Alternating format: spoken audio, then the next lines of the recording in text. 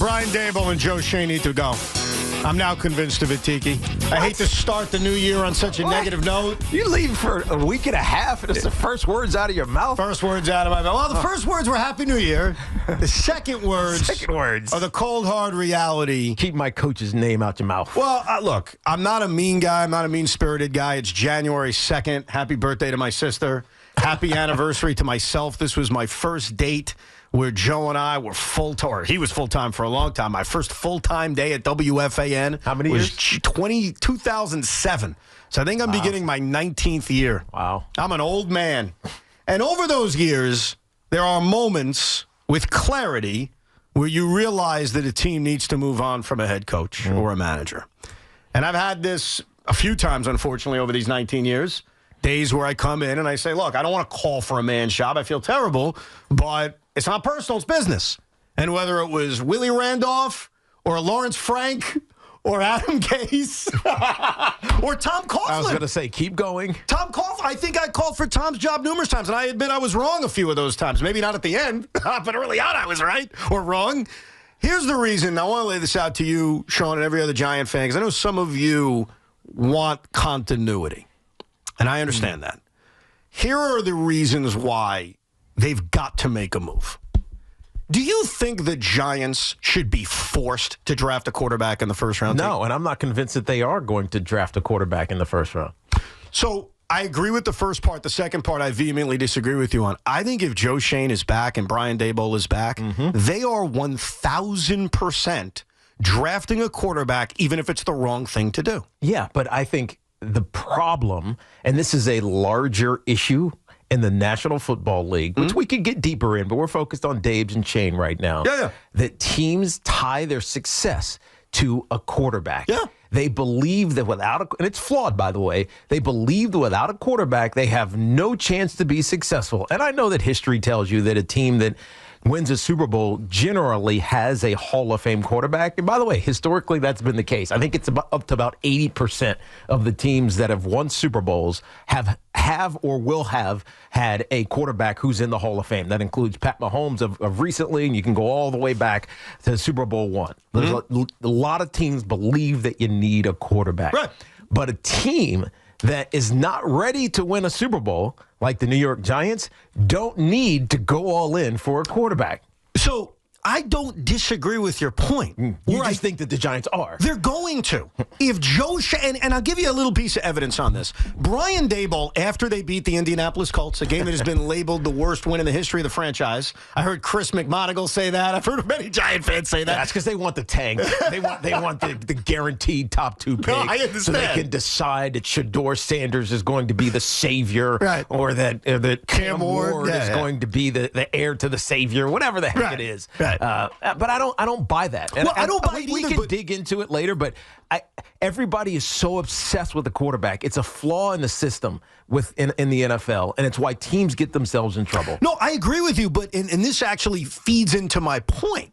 My point is, if Joe Shane is back, if Brian Daboll is back, they're going to draft a quarterback even if it's the wrong decision.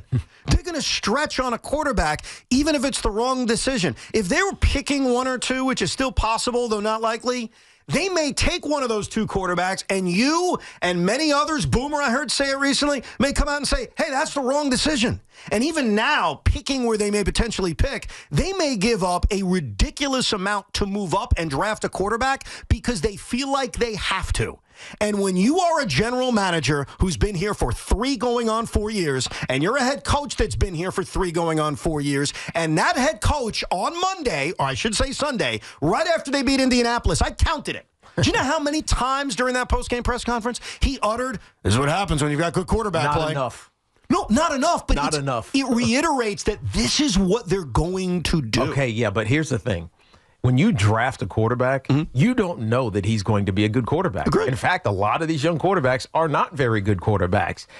Here's the other thing, that if you have a good quarterback and just not a terrible quarterback, some amazing things can happen. So what Dave's is saying is good quarterback play. He's not talking about having a good quarterback. He's having a quarterback, whether it be Drew Lock or Tommy DeVito a year ago, not doing stupid things, not making bad decisions. You know what? We've got some great players around you. Malik Neighbors is a hell of a rookie. Throw him the ball. Don't think about it. Right. If he's open and there's a man and it's man coverage, which they got a couple of times, just throw him the ball. He'll make the catch. By the way, it doesn't have to be a good throw. The one down the sideline, the right side, it was a bad throw. It was supposed to be back shoulder. It floated up in the air. Malik went and got it and caught it. Right? He threw another one in the left corner, right near the end zone on the 1 yard line. The back shoulder throw was a little bit out of bounds. Malik snagged it, got his feet in bounds, and set up a touchdown. Right? Good players make great quarterbacks. You know what I'm saying? I agree with you. And on top of that, great offensive lines make great teams. Tiki. So I know what everybody wants right now. I know that everybody's screaming and sitting in their cars right now or listening to us on the Odyssey app, the free Odyssey app, by the way, and saying, I want the quarterback. I want the quarterback. You know what I want? I want Jordan Mailata. You know what I want? I want Landon Dickinson. You know what I want? I want Cam Jerkins, who replaced a legend in Jason Kelsey. And you know what? I want a Lane Johnson, who's my stalwart right tackle for a decade. Give me that, because that's how you win. How did the Giants win before? It wasn't because Eli was fantastic and the greatest quarterback ever. Good luck and congratulations getting to the Hall of Fame, Eli. But it was because the offensive line was solid, dude, for a decade plus. So, yeah, you can win if you pick the right quarterback and he turns out to be Patrick Mahomes, but most of these dudes aren't that. They just aren't. And you know what you do instead? You take an average to good quarterback. Hey, Sam Darnold. An average to good quarterback. Hey, Jalen Hurts. An average to good quarterback. Hey, Jared Goff. And you put great things around them and a great offensive line and a system and a coaching staff, and you can win that way. You don't need the Hall of Famer. And this is why everything you just said is beautiful. This is why you agree with me. Daboll and Shane have to go. Because hear me out. Everything you said is beautiful. Right. I agree with you. This administration unfairly, but reality is reality, will feel pressure to stretch for a quarterback because this is year 4 and they haven't had one. Unless they're smart. Well, I don't think they can afford to. Because I think when John Mara says, hey, why should I bring you back? If that conversation even happens, maybe he's just going to say I'm bringing you back. Yep. Maybe he's not going to make him beg for the job. Don't you think... And this is where we're going to disagree, because everything you just said, dude, I'm with you. I ain't arguing about stretching for a quarterback. What I'm arguing with you about is that if this administration is here, they're more likely to stretch for a quarterback. If you get rid of Shane and Daboll and you bring in a whole brand new administration, they can sell a lot easier to its fan base. Right. Hey, we are rebuilding. And we're not going to just reach for a quarterback. We're not going to give up all our draft capital to make a deal with the New England Patriots. And that's the other thing. If you bring Shane and Daboll back, they're on the hot seat whether you like it or not. They're on the hot seat. Of course. You're going to allow... But everybody is, kind of. To a degree. Right. To a degree. But you know who's on less of a hot seat? Who? The guy who's in their first year. The general manager who's beginning their first year. Very so hear me out on this. If Joe Shane remains as general manager...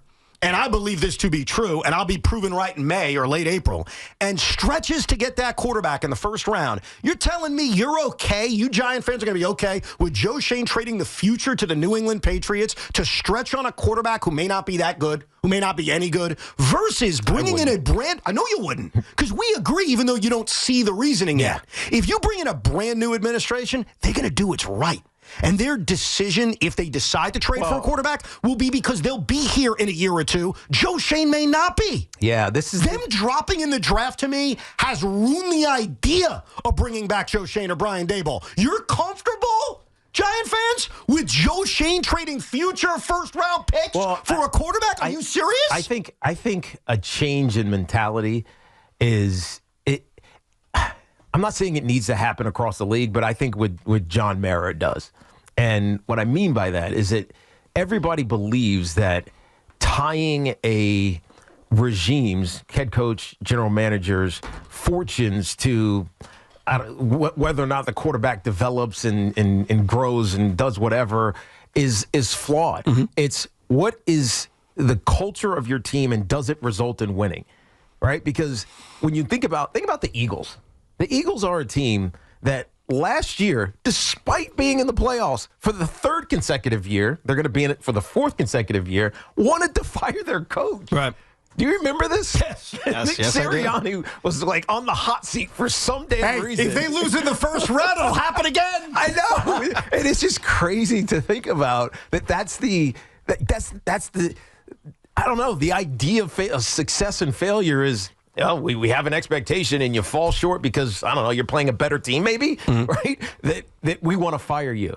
And I think that what John Mara has to weigh is, am I going to keep turning this thing over and over? You flip that steak one time. By the way, you shouldn't flip it but one time. You flip that thing 6 times, it's going to get better. Yeah, it's going to cook better on the other side. I'm going to flip it again. Let me cook that thing over. I need to flip it one more time. It's not quite done yet. Let me sit this thing on the side for a second. They keep flipping and flipping and flipping and flipping, turning the thing over, and eventually it just gets ruined. That's what's happened to the Giants. They've overcooked the steak, so to speak. And the way that you'd limit that is just to let it sit there for a second, right? Stick your IQ sense in there, your chef IQ sense in there. I think it's awesome, by the way. And let your app tell you when it's done. Yeah. But just let it chill for a minute. And I think John Mara can't get caught in that again and just flip the steak again and turn it over and bring a new regime in. Batik, here's the problem, okay? And this is the part you're not going to agree with me on. We may agree that they shouldn't reach for a quarterback, and to me that means you fire Joe Schoen and Brian Daboll on the Monday this season ends because they're going to be in a position to reach. But here's the other thing, because I like to look ahead. I'm a look-ahead kind of guy. Yep. The New York Giants in 2025 are going to suck. And I'll tell you why. If you look ahead, and I know that schedules are flawed. Yeah.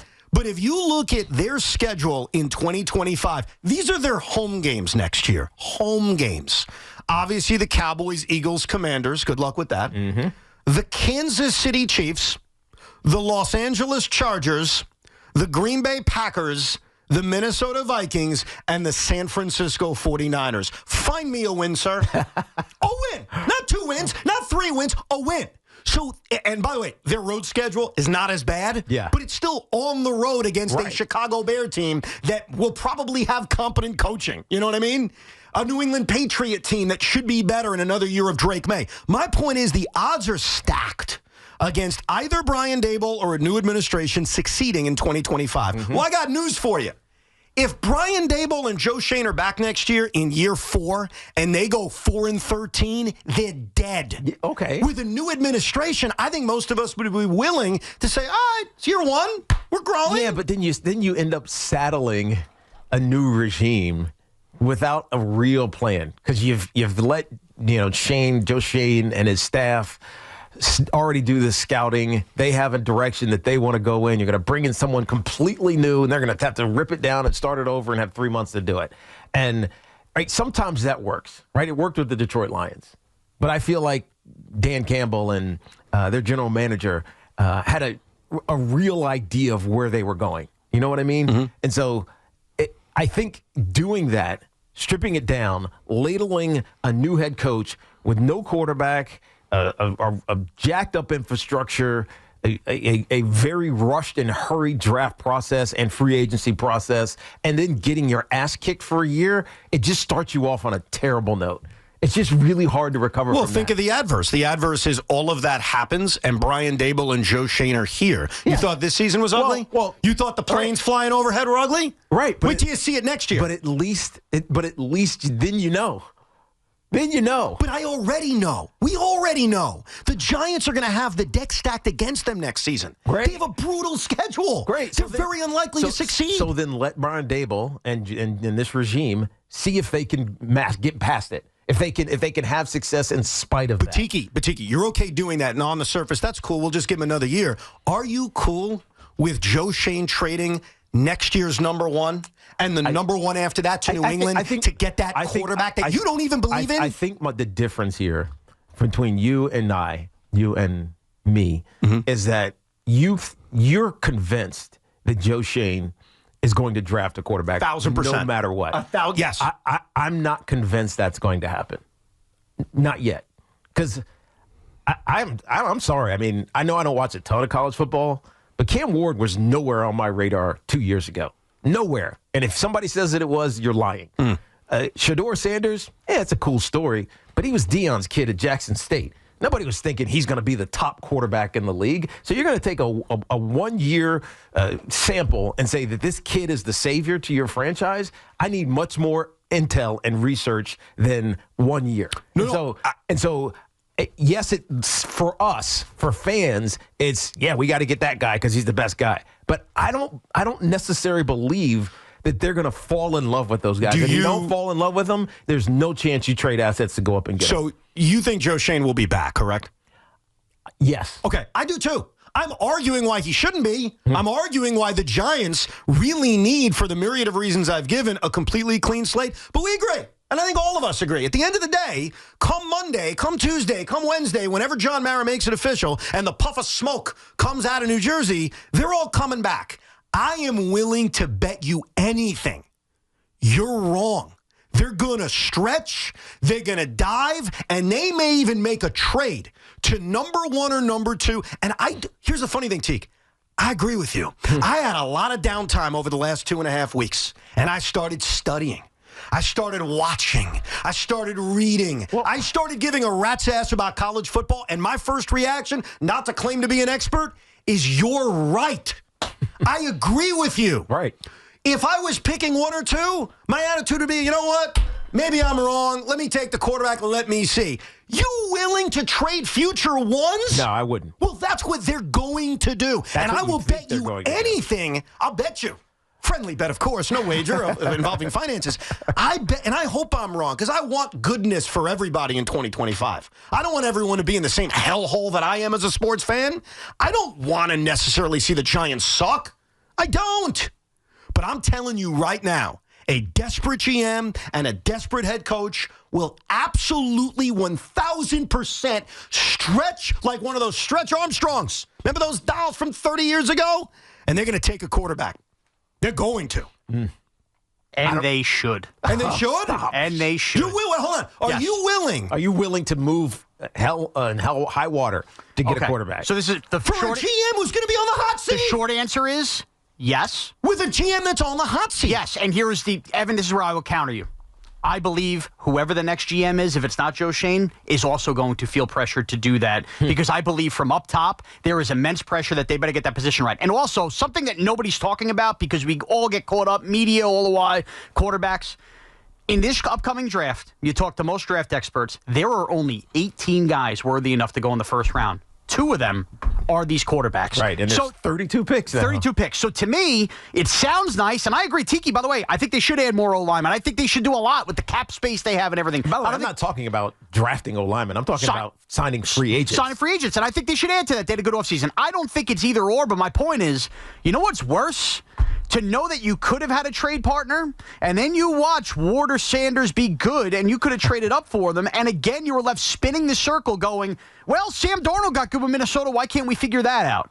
The Giants' best course of action is to land this in the draft. And if they build it the way you want to build it, Evan, if they do want to fire Shane and Dable, and they feel that pressure, by the way, I'd do it again, and I'd spend my first-round pick next year if they didn't trade him. But the difference is, Thomas Dimitroff, I'll use him as an example. Is that a fair example to use? That's a good one. He's an experienced guy, successful guy. Let's say John Mara hands him the keys. He blows it up the way I'm recommending, and Thomas Dimitroff comes up. I completely disagree with you. He will look at this draft, he will look at this roster, and he will go to John Mara and say, I recommend not trading a future number 1 and trading this and that to New England for a quarterback that I think is okay, but I don't love. That is a big difference between a new, fresh set of eyes and Joe Schoen. Joe Schoen is going to be desperate. I agree that sounds nice in a vacuum, and maybe I'm alone and maybe I'm on an island. I think the Giants have good people in the Mara family that care so much about the team, but I think one of their fatal flaws is that they are so obsessed with turning this around quickly because of what has happened. And after what they did with Shane and Dable, if the reason they're getting rid of them is, man, we really wanted stability, I think that interview process is going to be full of who can turn this around the quickest. And I believe, because there's plenty of family members there, we've seen a couple of them that have been on top of all these road trips, Colorado, all this. I don't think much of the draft plan is going to change. I think whoever gets hired is still going to be fixated on the quarterback, and I think you're just throwing it against the wall at that point. Stability thing to me, I also reject wholeheartedly because, and I know it's tough to do this in the NFL, and it's certainly tough to do this on January 2nd. The New York Giants are destined to have a really bad season in 2025. They You just need to are. stop with that, too. No, but it's I know. true. You don't know that yet. You would be yelling at me, Loogie, or Tiki if we brought up next year's schedule. The Chiefs, I'll give you. Everybody else, you have no idea how good they're going to be next year. I get that it's not a perfect science, but would Playing you quarterback guys... for the Vikings next year? What was that? I mean, who's playing quarterback? Well, for we'll the say it could be...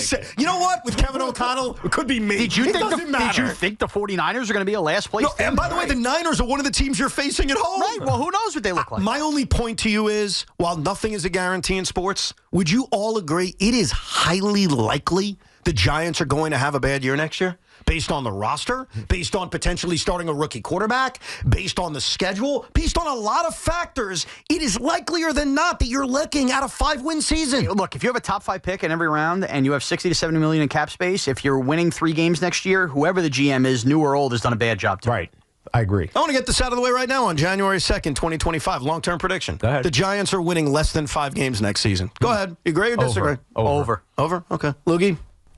I'm going to go under. Oh, good. He's with me. It's a little tag team match. We'll check this 1 year from now on January 2nd, 2026. That's a Friday, by the way. We'll get to your calls next, 888-808-1019. There's a lot to get to on this very busy Thursday that oddly feels like a Monday.